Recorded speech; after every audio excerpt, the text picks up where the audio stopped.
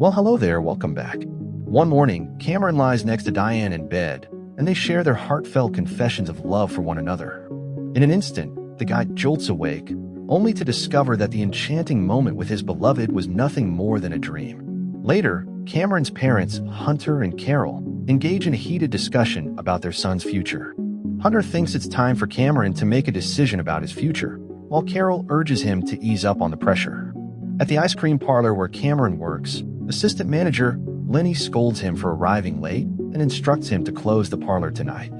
Cameron attempts to convey that he has a date with Diane tonight, yet Lenny remains skeptical, doubting that a guy like him could date someone so stunning. In the meantime, a mysterious woman has shown up at the neighbor's house. On that very day, Cameron's coworker Liz is fuming about having to close the cafe in the evening, and she's also skeptical about his date with Diane. Cameron shares that he and Diane have maintained their friendship for years, and he was the very first person she reached out to upon her return to the city after college. After work, Cameron arrives at Diane's house and finds her lounging in the sun, wearing a bikini. Out of nowhere, the bullies, Chad and Jason, confront the boy, accusing him of spying on Diane and secretly snapping pictures of her. They toss Cameron's phone onto the road. Diane steps outside to investigate the commotion, and Cameron quickly reassures her that he wasn't spying on her, attempting to demonstrate his innocence, only for his phone to be crushed by a passing car. Diane stands firm, believing in him as she commands the bullies to go. Following that, Cameron decides to leave as well. One evening, Cameron unexpectedly catches a glimpse of his neighbor Victoria undressing through the window. However, she quickly spots him, prompting him to hide in a hurry. At dinner, Hunter declares that he won't purchase a new phone for his son, explaining that he had to stand up to the bullies. Suddenly, the doorbell rings. Cameron is horrified to see his neighbor, Victoria. But when he shyly opens the door, only Diane stands on the threshold. They head to a pizzeria for a quick bite, and Diane expresses her apologies for leaving Cameron without a phone. Cameron spots his friend Martin and waves him over, despite Diane's request for him not to. Martin spots Diane and, feeling a wave of embarrassment, quickly turns and walks away.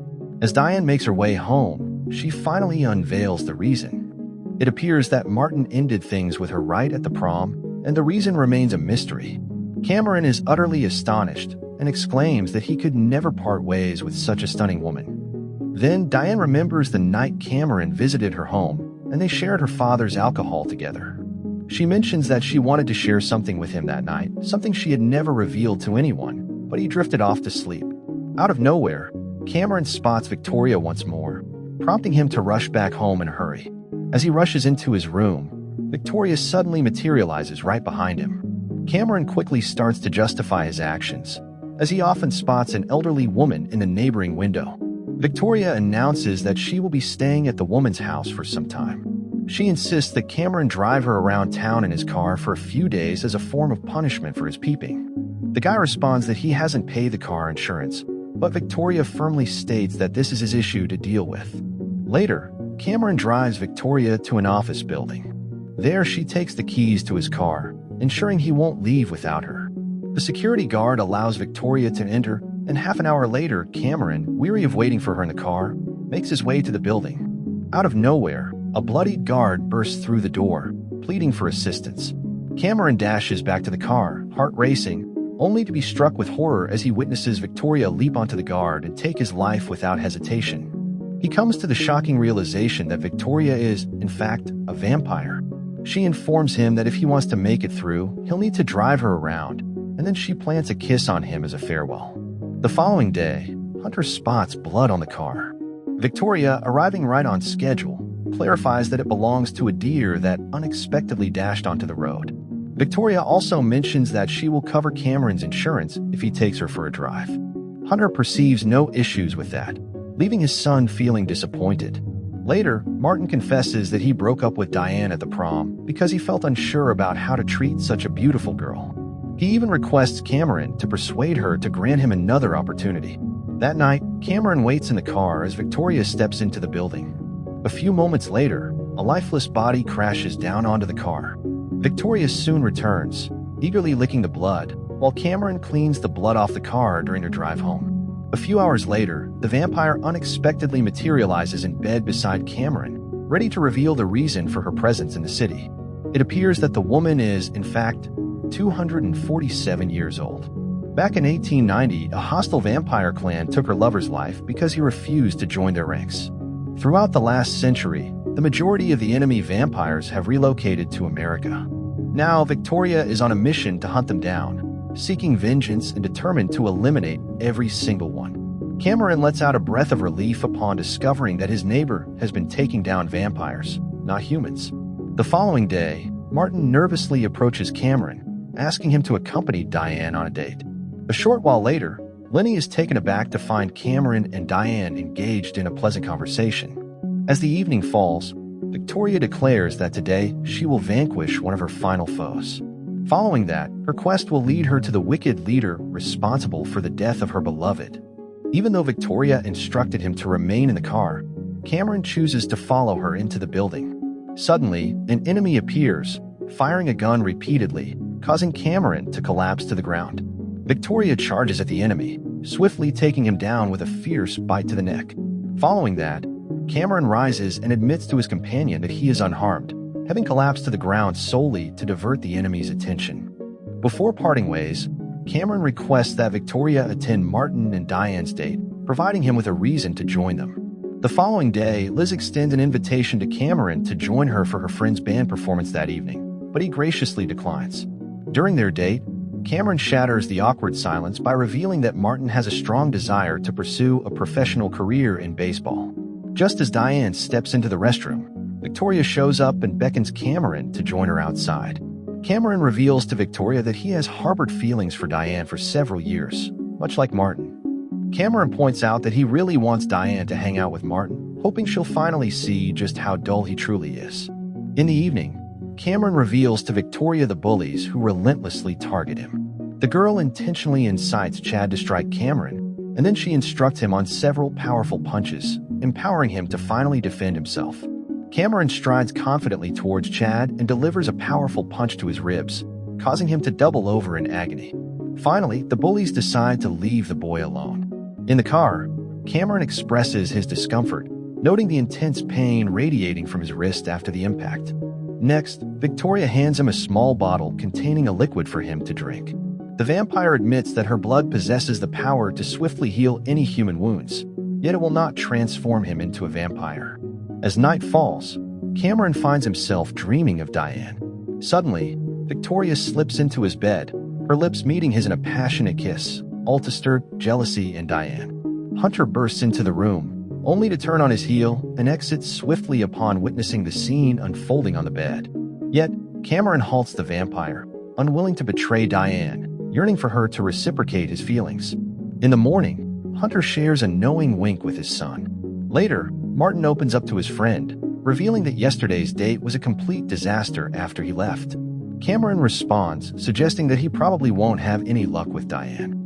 At the same time, Victoria walks into the clothing store where Diane is employed.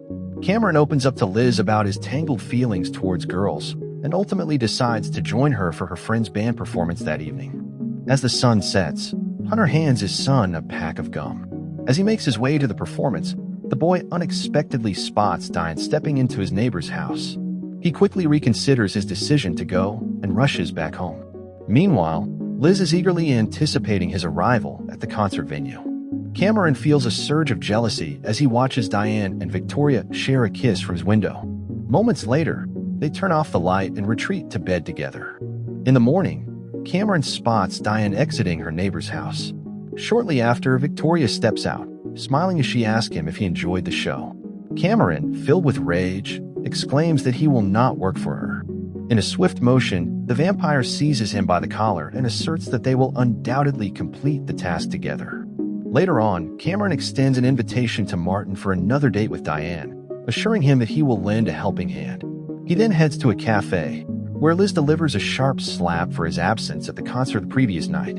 Cameron walks into a clothing store, and Diane informs him that Martin has asked her out once more on the very same day.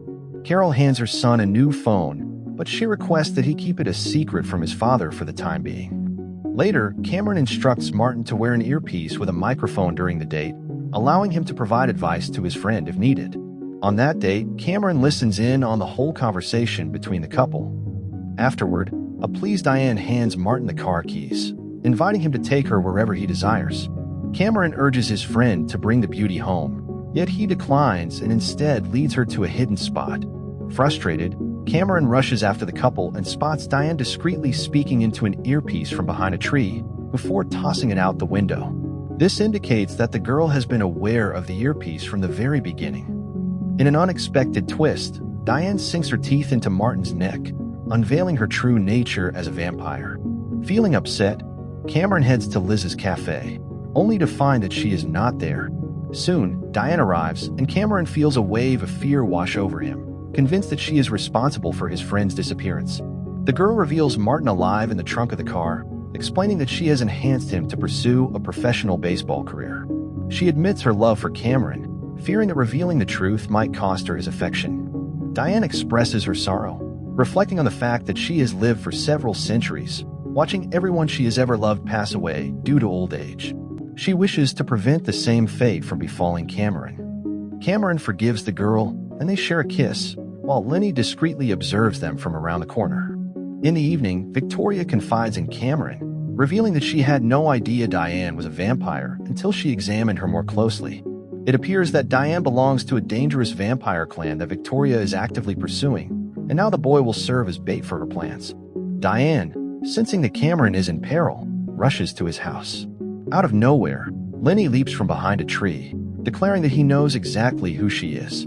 He warns that he will reveal the truth to everyone. Diane slams him to the ground and savors his blood. A few moments later, Diane and Martin burst into the house, only to find Victoria holding Cameron hostage. The two vampires engage in a fierce battle.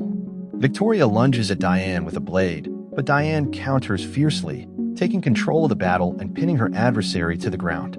Diane shares that a century ago, their leader turned exceptionally cruel, prompting her desire to flee from him. Then she encountered Victoria's lover, who assured her that she would find safety within their clan and even offer her his blood. Yet, her ruthless leader discovered the truth and took the life of Victoria's beloved.